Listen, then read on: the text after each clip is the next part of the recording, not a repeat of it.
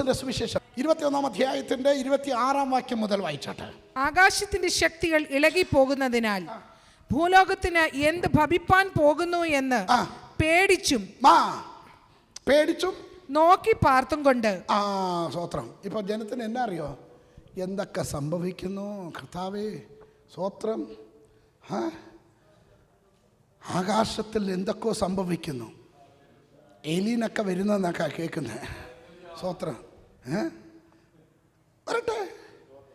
ജനത്തിൻ്റെ അകത്തൊരു ഭയം. അന്ത്യകാലത്തിൽ ഭയം പിശാചിന്റെ ആയുധമാണ്. തിമോഥെയോസിന്റെ ലേഖനത്തിൽ പൗലോസ് പറയുന്നത് ദൈവമക്കൾക്ക് ദൈവം കൊടുത്തിരിക്കുന്ന ആയുധം എന്നാ അറിയാമോ? ധൈര്യത്തിന്റെ ആത്മാവ്. ഭീരുത്വത്തിന്റെ ആത്മാവല്ല, ധൈര്യത്തിന്റെ ആത്മാവ്. നമ്മുടെ അകത്ത് ധൈര്യം ഉണ്ടെങ്കിൽ എന്ത് വേണമെങ്കിൽ സംഭവിച്ചോ. സോട്ടോ, ഞാൻ ഭയപ്പെട്ടത് കൊണ്ട് ആകാശത്തിന്റെ ഇളക്കമല്ല നിന്നു പോവുമോ? സോത്രം. നിർത്താൻ പറ്റുകയാണെങ്കിൽ എൻ്റെ ഭയം കൊണ്ട് നിർത്താൻ പറ്റുകയായിരുന്നെങ്കിൽ, ഇല്ല മനസ്സലിഞ്ഞ് എൻ്റെ ഭയം കണ്ടിട്ട് പേടിച്ചിട്ട് വേണ്ട ഇളകത്തില്ല നീ ധൈര്യമായിട്ടിരിക്കാൻ പറയുന്നുണ്ടോ? ഇല്ലല്ലോ. എന്തിനാ ഭയപ്പെടണം? ദൈവവചനം വ്യക്തമായി പറഞ്ഞിട്ടുണ്ട്. കടലിളകും, ആകാശം ഇളകും, ആകാശത്തിൽ ഇളക്കം തട്ടും, കടലിളകും, പ്രശ്നങ്ങൾ ഉണ്ടാകും, മാരകമായ രോഗമുണ്ടാകും, യുദ്ധങ്ങളുണ്ടാകും, ക്ഷാമങ്ങളുണ്ടാകും. ഇതെല്ലാം പുതിയ സംവത്സരത്തിന്റെ പ്രസവ വേദനയാ. ലോകക്കാർ ഭയപ്പെടും, ഞാനല്ല ഭയപ്പെടേണ്ടേ. Come on, somebody shout hallelujah. എൻ്റെ അകത്ത് ഉറപ്പുണ്ട്, എൻ്റെ അകത്ത് വിശ്വാസമുണ്ട്, എൻ്റെ അകത്തൊരു പ്രത്യാശ ഉണ്ട്. സ്തോത്രം. ഭയം. വായിച്ചാട്ടെ 27. ആകാശത്തിന്റെ ശക്തികൾ ഇളകി പോകുന്നതിനാൽ ഭൂലോകത്തിന് എന്ത് ഭവിപ്പാൻ പോകുന്നു എന്ന് പേടിച്ചും നോക്കി പാർത്തും കൊണ്ട് മനുഷ്യർ നിർജീവന്മാരാകും.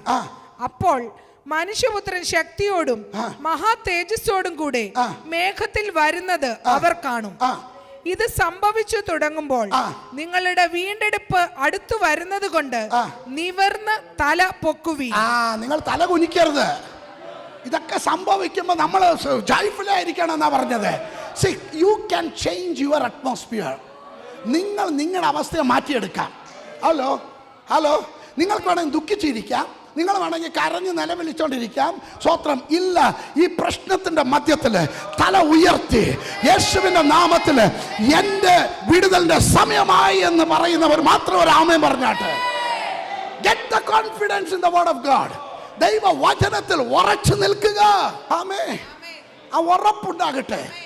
വരുന്നത് വന്നേ വരും, തടയാൻ പറ്റുമോ? സ്തോത്രം. കഴിഞ്ഞ ദിവസം നിവാർ വരുന്നു 145 കിലോമീറ്റർ സ്പീഡിലാണ് കാറ്റടിക്കുന്നത്. ബാംഗ്ലൂർ യെല്ലോ സോണാക്കി, യെല്ലോ അലർട്ടാക്കി. പേടിച്ചു. ചിലരൊക്കെ ഇറങ്ങിയിട്ടില്ല വീട്ടിലിരുന്ന്. സ്തോത്ര. നമ്മുടെ സഹോദരന്മാർ ചിലരൊക്കെ ഓഫീസിനും പോയില്ല. എന്നാന്ന് ചോദിച്ചപ്പം പറയുക അവർ 145 കിലോമീറ്റർ സ്പീഡിൽ കാറ്റടിക്കാൻ പോകുന്നതെന്ന്. ഞാൻ പറഞ്ഞു, കാറ്റടിച്ചാൽ തടയാൻ പറ്റുമോ? വീട്ടിലിരുന്നാലും പൊക്കിക്കൊണ്ടു പോകും. പേടിച്ചെന്തിനാ ജീവിക്കുന്നേ? ദൈവത്തിൻ്റെ വചനം പറയുന്നു, ഇതൊക്കെ സംഭവിക്കുമ്പോൾ നിന്റെ കണ്ണ് ദൈവത്തിലേക്ക് ഉയർത്തിക്കോ. എന്നറിയോ? നിന്റെ വിടുതലിൻ്റെ സമയമായെന്ന്.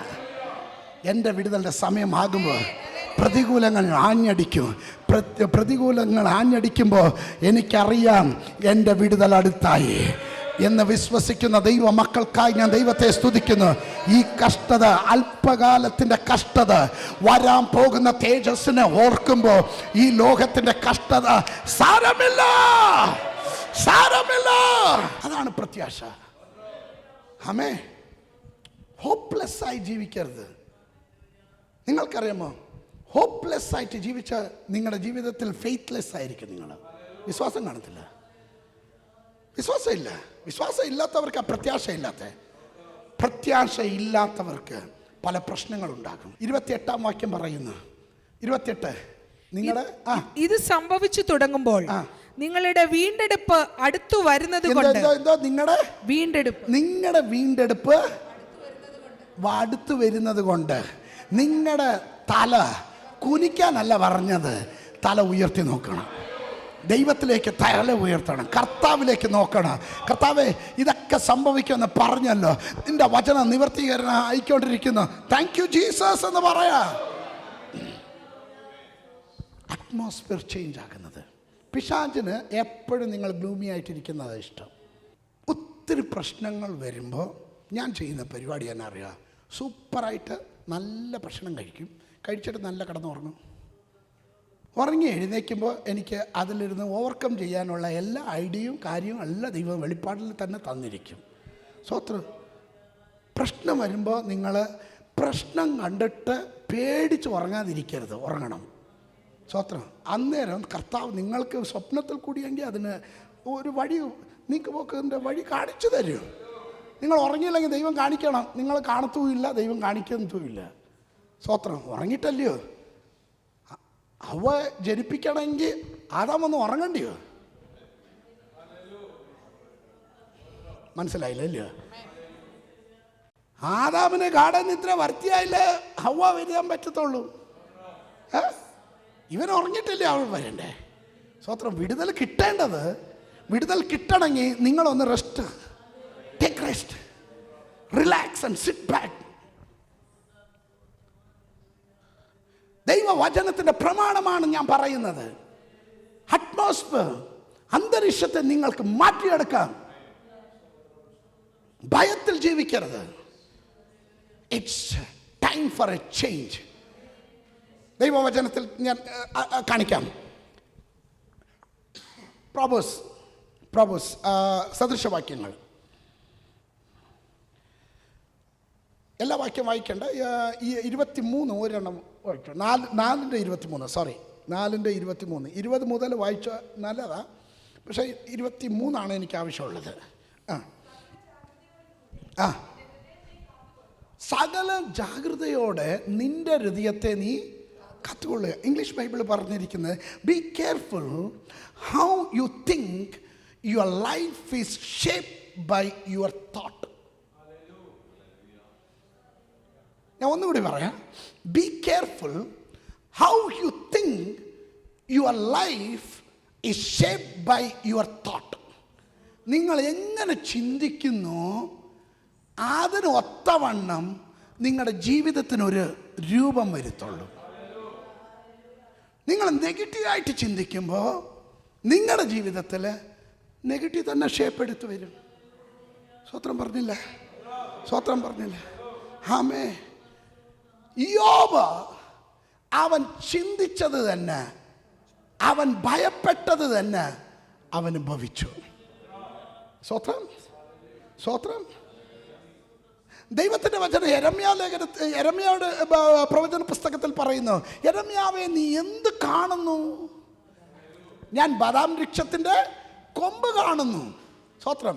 ദൈവം പറഞ്ഞത് നീ കണ്ടത് ശരി തന്നെ, എൻ്റെ വചനം നിവർത്തിക്കാൻ ഞാൻ ജാഗൃതനാകുന്നു. അപ്പോൾ that means what you think, what you see has it is. ദൈവം അതേ രീതി തന്നെ നിനക്ക് ഒരു ഷേപ്പ് കൊണ്ടുവരും. നീ നെഗറ്റീവ് ചിന്തിച്ചാൽ നിന്റെ ജീവിതം മൊത്തം നെഗറ്റീവ് ആയിരിക്കും. Can you change your atmosphere? Can you change your life? നിങ്ങളുടെ രീതി ഒന്ന് ചേഞ്ച് ചെയ്യാൻ പറ്റുമോ? സദൃശവാക്യം 4:20 മുതൽ. മകനെ, എന്റെ വചനങ്ങൾക്ക് ശ്രദ്ധ തരിക, എന്റെ മൊഴികൾക്ക് നിന്റെ ചെവി ചായ്ക്ക. അവ നിന്റെ ദൃഷ്ടിയിൽ നിന്ന് മാറിപ്പോകരുത്. നിന്റെ ഹൃദയത്തിന്റെ നടുവിൽ അവയെ സൂക്ഷിച്ചു വെക്കുക. സ്വത്രം. ദൈവത്തിന്റെ വാക്കുകൾ, ദൈവം പറയുന്നതിന്, ദൈവം പോസിറ്റീവ് പറയുമ്പോൾ don't think the negative part. സ്വത്രം. ഞാൻ പലയിടത്തും കണ്ടിട്ടുണ്ട്, നല്ല പ്രസംഗം, ഉഗ്രം പ്രസംഗം പ്രസംഗിച്ചാലും അവർ കണ്ടുപിടിക്കുന്നത് എന്താ പറയുക, പാസ്റ്ററിൻ്റെ കുറവ്. സ്വത്രം. നല്ല അംശം വിട്ടേക്കും.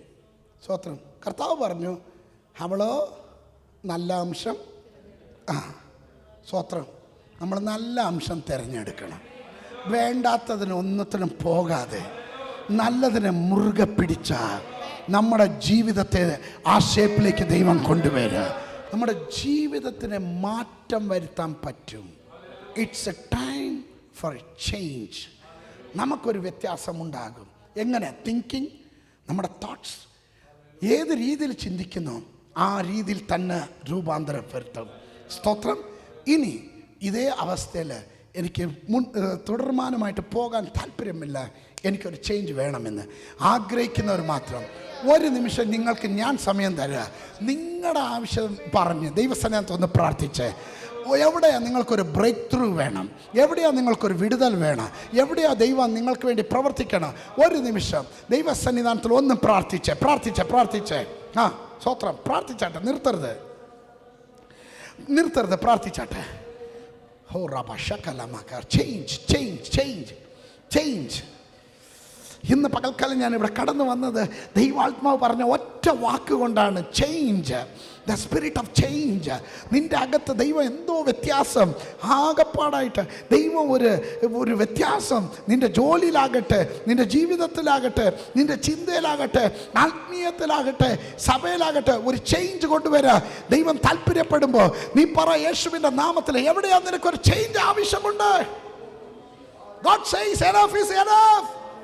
It is a time for a change. Oh, Rabba Shakalaba.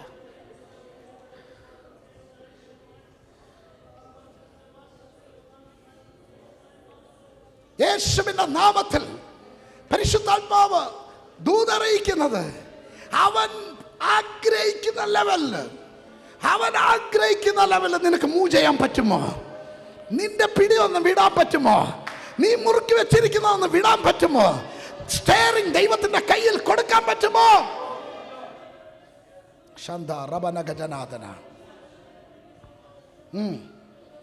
Change. ദൈവമായിട്ട് കോപ്പറേറ്റ് ചെയ്യാൻ പറ്റുമോ? ദൈവത്തിന്റെ കൂടെ പ്രോസസ് ചെയ്യാൻ പറ്റുമോ? ആർക്കും ചേഞ്ചിനെ തടയാൻ പറ്റത്തില്ല. You cannot stop the change. നിന്റെ വട്ടത്തിൽ നടക്കുന്ന കാര്യങ്ങളെ നിനക്ക് മാറ്റാൻ പറ്റുകയില്ല, തടയാൻ പറ്റുകയില്ല. നിനക്ക് വേണമെങ്കിൽ റിയാക്ട് ചെയ്യാം.